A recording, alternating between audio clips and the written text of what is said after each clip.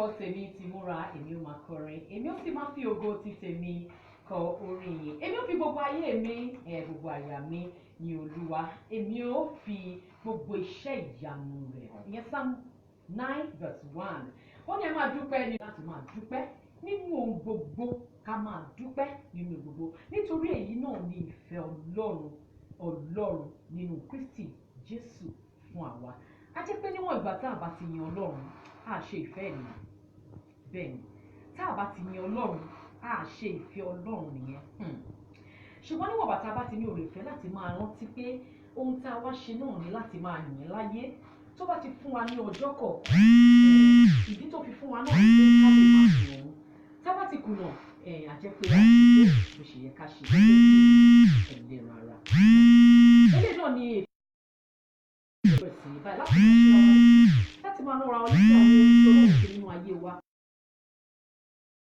àwọn eléyìí tí ọkàn wa fẹ́ gbà lọ́wọ́ ẹ̀ tí à ń wojú ẹ̀ lókè sí ó lè ní ògbójú mi sórí òkè wọn ni níbo ni ìrànlọ́wọ́ mi yóò ti wá ìrànlọ́wọ́ mi yóò ti owó Olúwa wa tó dá ọ̀run ayé Ọlọ́run tó dá wa náà ló lè ràn wá lọ́wọ́ tá a bá wò pé ọkọ̀ wa gbé sókè sí àwa náà a qualify láti yan Ọlọ́run wákàtí yìí òun náà lè tó ìkànnì Splash FM 105.5 òun náà lè tó ti ń gbọ́ bẹ́ẹ̀ oore ọ̀fẹ́ ìpele onípele méjì oore ọ̀fẹ́ onípele méjì mẹ́wàá nínú ìrìn àjò 12 oṣù nínú ọdún 2019 Ọlọ́run ti fún wa lórí ọ̀fẹ́ láti tún rí ẹ jẹ́ á dúpẹ́ láàárọ̀ yìí ẹ jẹ́ á dúpẹ́ ó ní ipòkípò tí mo lè dé àyíkáyé tí mo lè wà ògo ìyìn ọlá ló yẹ ọ́ bàbá ipòkípò tí mo lè dé àyíkáyé tí mo lè wà ògo ìyìn ọlá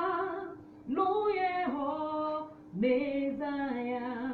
Fọláṣadé Adédèjì ẹ̀rí Ayọ̀dẹ́kúnlé òun náà lórúkọ tèmi èmi àti Fẹ́mi làjọwà bí Ọbáfẹ́mi Henrik náà làjọwà bí lórí ètò wákàtí ìyìn ẹ máa join wa on Facebook live Ṣadé Adédèjì Ọ̀dẹ́kúnlé kájọ gbádùn Ọlọ́run lórí ètò láàárọ̀ àwọn tó ní abala mọ́mọ́re wọ́n ti mọ̀ bá ṣe é ṣe ohun tí mo fẹ́ ká fojú sùn láàárọ̀ yìí kájọ wò láàárọ̀ yìí ni pé ọ̀pọ̀lọpọ̀ àwọn ìṣẹ́gun tí à ń rí ọ̀pọ̀lọpọ̀ àwọn nǹkan tí Ọlọ́run ṣe fún wa tí à ń fojú rí ó kéré púpọ̀ wọ́n ti gbọ́ nǹkan sí ẹ̀yin kan gbomi lọ́wọ́ wọn ẹ̀lẹ̀ gbomi ẹ̀lẹ̀ mú ẹni tó gbomi fún yín náà ń wò yín pé kìíní yẹn ò ṣiṣẹ́ lára alágbájá ṣùgbọ́n ẹ̀yin ò mọ̀ àìmọye ìjà ló ṣẹlẹ̀ lálẹ́ àná mọ́jú èní pé ẹ gbọ́dọ̀ jí sáyé wípé èmi ò gbọ́dọ̀ jí sáyé wọ́n fight lórí ẹ̀ pé it must not come to pass wípé láàárọ̀ ìfẹ́ wọn ò fẹ́ gbọ́ ìgbé ayọ̀ nínú ilé yìí wọ́n jà lógànjọ́ òru ṣùgbọ́n èèyàn mọ̀ ojú oorun lẹ́wà tẹ̀ ń sùn àwọn tá a lè rí pé láwọn ibì kan tàbí èkejì àwọn ibi tí a mọ̀ pé ogun wà tí a fọkàn sí rárá jẹ́ pé létà la ṣẹ̀ wá pé ṣé pé ibi tí mo gbà kọjá yìí ṣé pé ewu wà ń bẹ̀ tí mi ò tiẹ̀ mọ̀ àwọn yẹn fẹ́ ká fi òye gbé láàárọ̀ yìí kájọ dúpẹ́ lọ́wọ́ Ọlọ́run wọ́n á fẹ́ àwọn tá a bá ti ní ìrírí ẹ̀rí àwọn tá a bá ti ní ìrírí ẹ̀rí tẹ̀ ti rí pé ẹ ti kọjá níbì kan tàbí kankan ti ṣẹlẹ̀ rí tí ẹ fura pé ewu ni rárá létà lẹ ṣe wá pé so nǹkan báyìí tó ṣẹlẹ̀ ń jọ báyìí ṣé pé nǹkan báyìí bá ti ṣẹlẹ̀ tí ẹ wà rí ẹ̀ rárá tọ́lọ́run tẹ̀ jà fún yín nínú ẹ̀ tẹ̀ tí ẹ fura pẹ̀lú àwa tá a ní oore ọ̀fẹ́ tá a fẹ́ dúpẹ́ láàárọ̀ ìlọ́wọ́ Ọlọ́run wọ́n fẹ́ kẹ́ bá mi sọ ẹ̀yin tẹ́ ní irú ẹ̀sìn rẹ̀ lómi àwọn pé nǹkan tó wọn bá ti rí òun ò lè dúpẹ́ lórí ẹ̀ ó gbà pé oore tó ń bá fojú rí nìkan lóore àwọn tá a ní ìrírí ẹ̀rí tá a ti larú ẹ̀ kọjá àwọn ẹ̀fẹ́ kájọ bí èèyàn méjì kájọ bá wa sọ láàárọ̀ ẹ̀ kánò 2019 ṣẹ́yìn mú rẹ̀ níbi tẹ́ wà ní ẹ jẹ́ ṣe ojú òpó ìsílẹ̀ fún àwọn tó wà ní láti dúpẹ́ lọ́wọ́ lọ ẹ̀yin tẹ́ ń wò wá live on Facebook ẹ̀yin náà máa type ẹ̀kẹ́ máa dúpẹ́ ẹ sọ ìrírí yín tẹ́ ẹ ti rírí tọ́lọ́run ti yọ yín nínú ewu tẹ́ ẹ fọkàn sí tẹ́ ẹ tẹ́ ẹ fura wípé inú ewu lẹ gbà kọjá 08091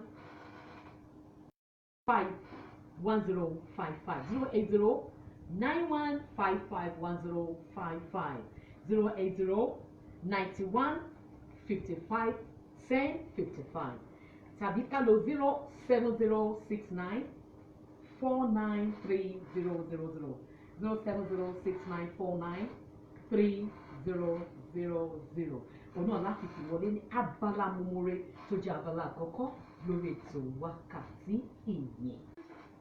Hello? Hello? Hello? Ẹ káàárọ̀ sà o. Yes sà, a kú oṣù tuntun o. A tù wá lára o. Ẹ bá wa dá ṣètò yẹn láàárọ̀. A dúpẹ́ lọ́wọ́ Ọlọ́run. Okay. Láti Alákíá nílùú Ìbàdàn. Okay. A dúpẹ́ ní abala yìí ní abala Mumore náà wà. Ẹ bá a dúpẹ́.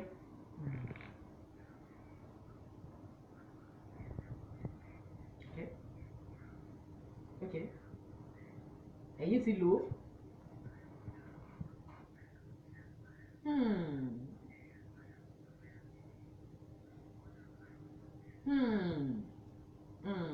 Ẹ̀yin ò dé mọ̀.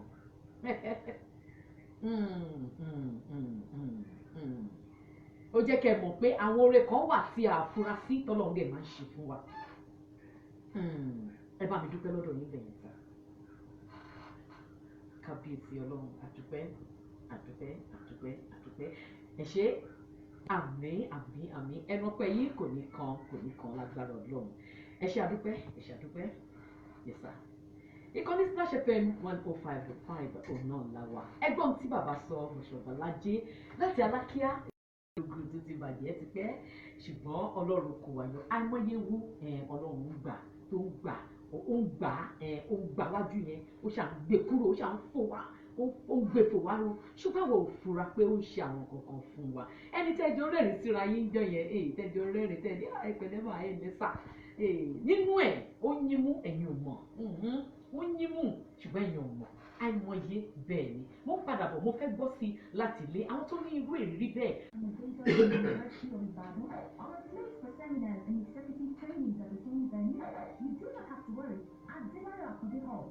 Your lodging needs and provide you a home away from home. Adewale Akonde Hall is a 4-star hostel built in a serene environment with constant supply of electricity. It has fully furnished rooms that give you great comfort at an affordable price. Adewale Akonde Hall is located at Ajibode Extension, University of Ibadan. To make reservations, visit www.adewarehall.com or call the numbers 0805 699 8718, 0805 699 8719, 0805 699 8720. Adewale Akonde Hall. Beauty for comfort. Beauty for you.